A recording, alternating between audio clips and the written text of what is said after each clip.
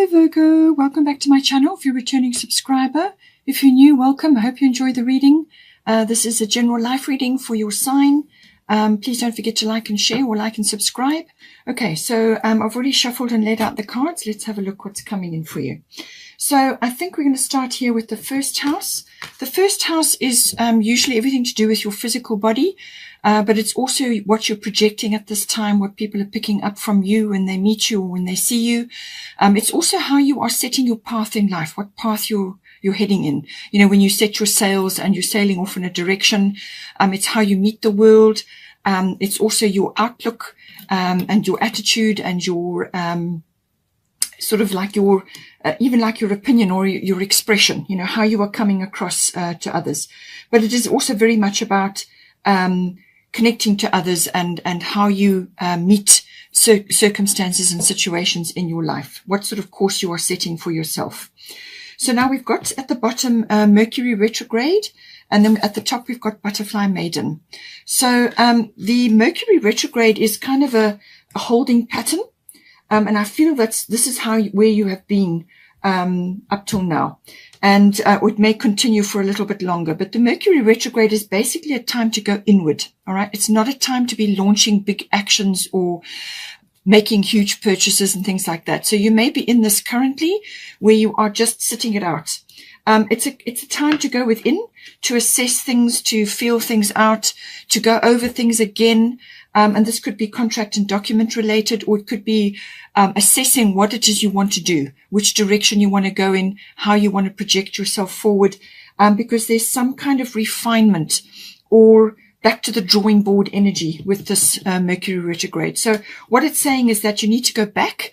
If you've had a plan, or if you were busy with something, or you had something in mind, you need to go back and assess it again, because there will be aspects of it that you can hugely improve on, and you will come up with something better once this phase has finished. It's got everything to do with the re in front of it. So reinvention, review, redo, relocate, anything to do with even repeat in some cases. Okay. So it means you've got to go over something with a fine tooth comb, look at your plan again, or look at what is unfolding, and just make sure that all the I's are dotted and the T's are crossed. Because sometimes with Mercury retrograde, communication, whether it's written, verbal, or even body language, can go awry. In other words, it can be misinterpreted. Emails get sort of mislaid, or they don't go where they're supposed to, or people pick up from you the wrong interpretation of what it is you're trying to get across. Okay, so this is be very careful and clear that what you're saying is in fact exactly what you mean, and take time to make sure that everything is checked, all the details are checked again. But I feel it is also just about the direction that you want to go in at this time. You've been in a kind of a holding pattern. And it's also saying that some situations and people from the past may be coming back as well. They sort of revisit, into your life at a specific time. Sometimes it's to deliver a message, or to give you closure on something, or to give you valuable information.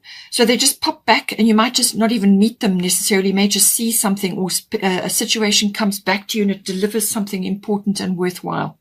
So all of that is important, but it's basically a review period. Make sure that, all the details are taken care of. If you're not seeing things, then make sure somebody else looks over it again.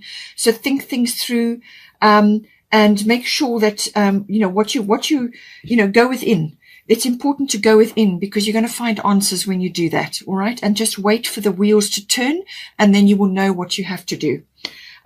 With this sort of self-analysis and examination and going through things again, and it's kind of an awakening as well, because we've got transformation coming in. So Butterfly Maiden, you are experiencing enormous change right now, which brings great blessings. Okay. So it's this kind of washing machine effect, or it's the chrysalis effect, where you are kind of gestating and going through various phases and things. And, on the other side of that will be, when your transformation is complete. But it's that process that you go through. It's a very necessary process. If you stop it or interrupt it, or try to push things, then it takes longer, or it doesn't work properly. So what this is saying is that this is a very necessary pause that you've been in. and it's kind of a gestation period.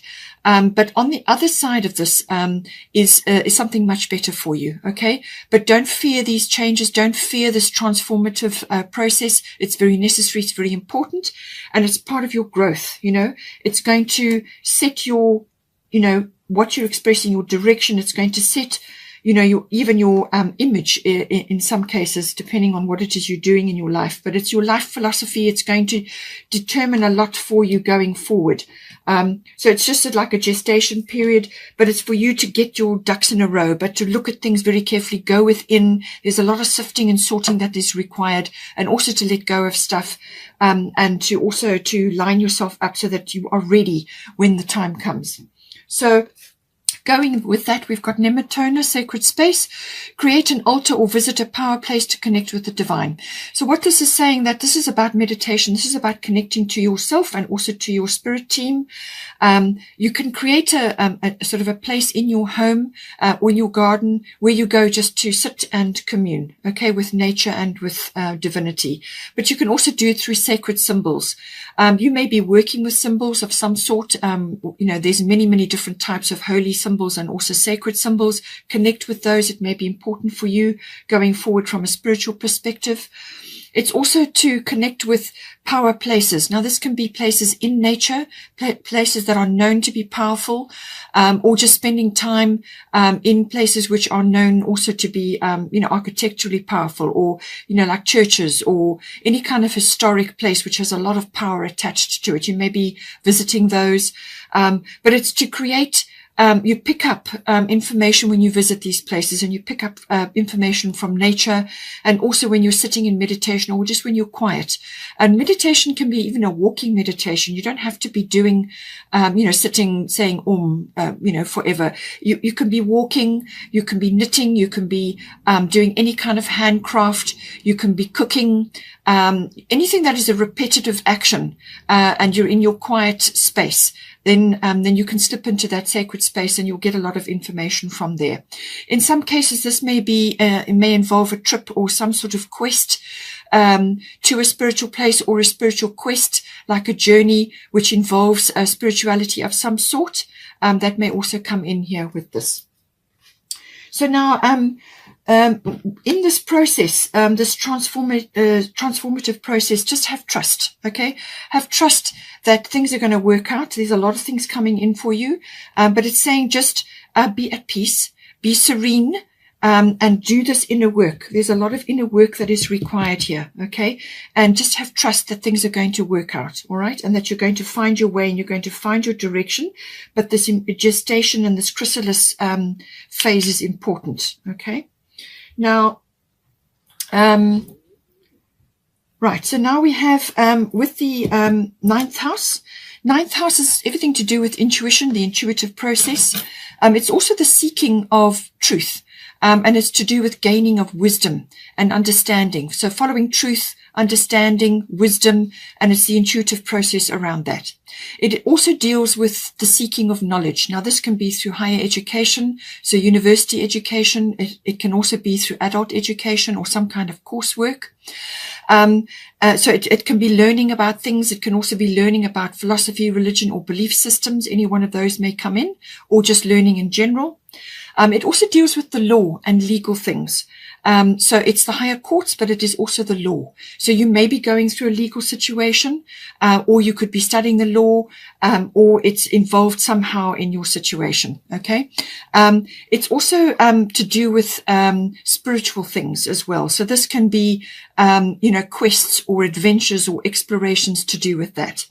It can also be, like a pilgrimage, as I said, some sort of sacred journey. But it can also be to do with, your own particular explorations and adventures. Now, this can be purely internal, so you may be learning or exploring new ground, or just understanding things better for yourself. You're seeking wisdom and truth, but it can also be an actual journey. It can be a long-distance journey, or even to do with foreign things. You could be going to a foreign place, or going or understanding foreign concepts. You may be interacting with people who are foreign, or just understanding foreign cultures. It can also be sort of like an adventure, a real adventure, you know, a physical adventure in that regard as well. You could be preparing for that or going on that in some way. It can also be about publishing, writing things. This can be actually writing books or writing whatever it is, or it could be coursework, whatever it is. So writing, publishing, teaching also comes in under this this house.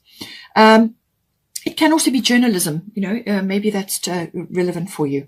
But it can also be to do with a business which is import, export, or just dealing with foreign currency in some way, or customs. So you may have a website, or, you know, you sell products online, and people are coming at, you know, to make orders from foreign places, things like that. It can all be about that as well. So now we have got here, solar eclipse revolution. So there is a solar eclipse coming in. There is going to be a solar eclipse on the 4th of December. It's going to be in Sagittarius. Okay. So that will be at an angle. It's an harmonious angle to your sign. So, this is going to bring in some kind of rearrangement or a change of direction. So I feel once you've got through this quiet, going within review period, this is going to come in to shake things up. All right. So this is going to be like could be a complete change of direction for you.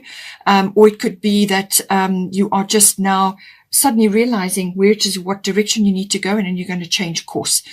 Or it could come in as a bolt, you know, like a big change for you, and you get catapulted into something. Or it's a big rearrangement of some sort. But whatever it is, it's a complete turnaround from where you have been going or what you have been doing. It can affect a number of areas of your life. Because it's in the 9th house, it could be a change of environment for you. But it can also be to do with relationships or profession. So any one of those areas may come up, or it could be all of them. But usually what it's about is it comes in as, it can be quite a big change that comes in quickly, fast, a fast change. But it could also be something to do with like a realization where you just have a sort of almost like a download of what it is that needs to be done, or you know, what direction you should be going in. In some cases, it can be that you've got to go in to fix, change, or create something from an existing situation. So you may have to fix it, you might have to change it, or you may have to create it or recreate it, as the case may be. But it's going to be better on the other side of this. Okay. So it's going to be, you know, this is where this review and this gestation period comes in. So if you've done the inner work and you've gone over things, checked things, then I feel that this transition will be, much easier for you. All right. Otherwise it's going to come in as a big change, and you're going to have to really, it's going to force you into the present moment. You may have been a bit away with the fairies, you know, with the transformation going on, but it's going to force you into the present moment, and there's going to be stuff to do. Then you'll go through that sort of slightly uncomfortable period until you find your feet. Involved in this is solar eclipse is self-mastery. So the whole point of this is to force you into where you actually get into the mode of self-mastery. So that is where, you know, whatever changes come in, whatever comes in for you, it's your attitude and your belief around that. So this is why it's coming into the belief house. Okay. So it's your attitude and your belief around that. And if you have a positive, welcoming perspective, okay, it may come as an abrupt change, but if you welcome it, and if you are optimistic, and if you tackle it with enthusiasm, that will help to grease the wheels of the change. But if you're fighting it or resisting it, or just trying to stay stuck or stay in a place which is no longer serving you anymore, then you're going to have, it's going to be a bit more difficult for you. Okay. So self-mastery, this is getting mastery of your emotions and your destiny and your direction in life and what it is that you're trying to do, getting control of that. Okay. With this change or this moving around or whatever is occurring here, or change of direction, it may stir a few things up. So it could even be, as I said, a legal situation coming in here. But Mary Magdalene, unconditional love, love yourself, others, and every situation, no matter what the outward appearances may be. So if stuff does get stirred up, and there's a few things that kind of crop up and have to be dealt with, then make sure that you come back to this. Okay, unconditional love. as I said, you may have reactions from others to do with certain things here. You may just be encountering things or seeing things which are difficult to take in or to accept. Or somebody else may be having that reaction. So it's unconditional love. Love yourself, others, and every situation, no matter what the outward appearances may be. And that will help to, again, with the self-mastery, it will help to move things along. Okay. Now, we have got the second house coming in here. Second house is to do with your income, how your money is coming into you, whether you're earning it or it's arriving in some other way, shape, or form. It's also to do with your material world, your material things, ownership, what you possess. So this can be property, so real estate, land, everything to do with that. It can also be to do with your physical home. It can also be to do with vehicles, anything you own, your possessions. Okay, all of that comes into your material things. It's also to do with your inherent talents and abilities and skills. Okay, so everything to do with that. It's also to do with your self-worth, how you view yourself, and how that is related to the other factors to do with the second house. So now we have got Venus coming in here. So this can come in a number of ways. It can say that you need to love yourself. Okay, this is about self-worth. All right. So it could be that you need to lavish yourself a bit with love. And be confident about that, all right? Because that is going to affect your ability to bring in income. It's going to affect a lot of things in the second house, your security and your aspirations, your talents, your skills, all of that, okay? So with the Venus card, love yourself and love what you do to bring this income and to bring the self-worth to you. But it can also be about Venus type things, which is handcrafts and getting payment to do with that. It can be anything to do with fashion, jewelry, cosmetics, making beautiful things, small things, usually handcrafts or things to do with that. Anything that creates beauty in the world. Now, this can be through art, through sculpture. It can be through dance, through, your artistic abilities, however that comes in, or your creative abilities. It's about using those to assist you in the second house in some way, shape, or form. All right. So do things. It could even be, as I said, jewelry design. There's lots of ways that this can come in. The other aspect it covers is financial money. Now, there can be a dispute over that. And it's saying that Venus will come in to help settle all of that. There may be legal things around that. But Venus is normally very about charm and beauty. So there's a lot of charm required here. You may need to charm your way through things, but it is also, I feel, tied up with this unconditional love. But it can also be to do with, it settles disputes. Venus has that ability. It can also be that a windfall, or some kind of Venusian, monetary windfall can come in. So it could be a windfall in ideas or anything else to do with the second house, but it's normally associated with money. So that can also come in. It can also be about refinement. So refining your second house in some way, refining your artistic skills, your creative skills, or your income, refining your sources of income. It can also be to do with your material things, but also your self-worth, refinement and beauty and loving that. Okay. And loving yourself. Going back to the money side, it can also be that there could be a bit of lavishing going on. Just be careful that you don't overspend with Venus. Venus loves all luxury things, also sweet things, and loves lavishing. So there's nothing wrong with lavishing yourself. Just don't go overboard or put yourself in a position which is going to create problems down the line. Okay, so still be careful. Do what you need to do and boost yourself, but also don't go overboard, because that can sometimes happen with Venus. Okay.